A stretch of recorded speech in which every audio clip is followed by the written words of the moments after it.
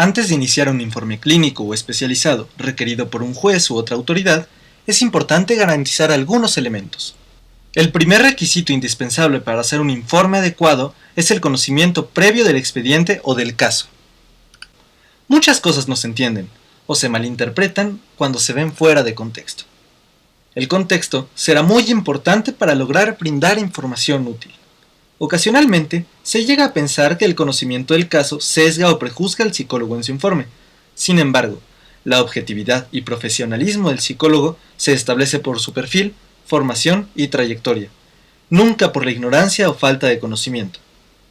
Es común que por tratarse de una materia especializada, las preguntas planteadas por la autoridad sean muy generales o incluso pregunten algo parcial. Entendiendo el contexto, el psicólogo forense puede dar respuestas relevantes para el caso particular, más allá de las preguntas literales planteadas por la autoridad. Ahora bien, revisar un expediente jurídico o un caso no es cosa fácil. A veces son muy voluminosos y están llenos de información relevante y mucha otra irrelevante. ¿Qué es lo que se necesita conocer? Veamos los elementos indispensables que se deben conocer del caso. En primer lugar, es necesario comprender de qué se trata la litis, es decir, el conflicto en sí. ¿Se trata de una guardia y custodia? ¿Hay acusaciones de abuso o violencia? ¿Qué es lo que debe decidir la autoridad? En segundo lugar, es importante comprender qué argumentan de manera general las partes.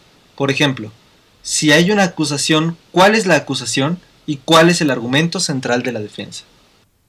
En último lugar, y como elemento más importante a conocer en un caso, son todas las pruebas directas sobre el niño o niña, es decir, todo lo que se genera a partir de la participación directa del niño o niña. Esto último se refiere, por ejemplo, a declaraciones, periciales en psicología, etc. El conocimiento del expediente dará contexto a la producción de un informe. Veamos un ejemplo de cómo puede ser útil el contexto. Supongamos que un juez, por alguna razón, sabe que el síndrome de estrés postraumático es un síntoma común en niños víctimas de violencia. Con base en esto, el juez requiere al psicólogo terapeuta del niño que diga si en su tratamiento ha notado indicadores de síndrome de estrés postraumático. Un psicólogo, sin conocimiento del caso, podrá responder simplemente sí o no.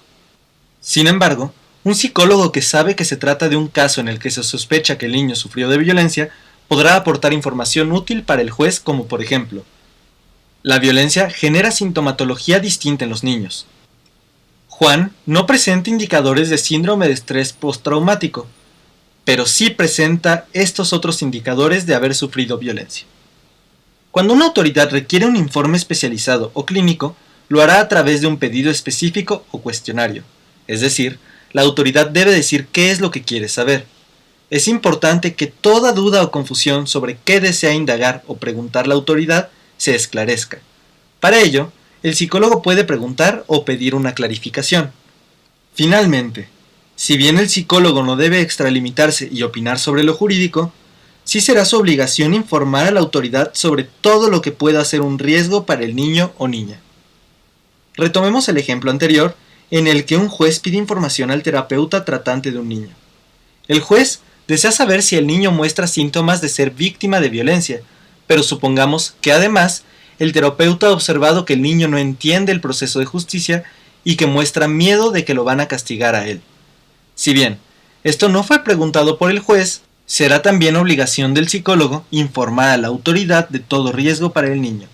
En este caso, debe informar que el niño no entiende correctamente el proceso. Más aún, el psicólogo podrá sustentar una propuesta o sugerencia de protección del niño. En este caso, puede sugerir que un especialista del juzgado le explique al niño que la justicia protege a los niños y niñas. El informe clínico o especializado deberá desarrollarse con claridad, derivado de la obligación que tiene el profesionista de brindar toda la información que desde su especialidad y sentido común pueda aportar para la protección de niños o niñas.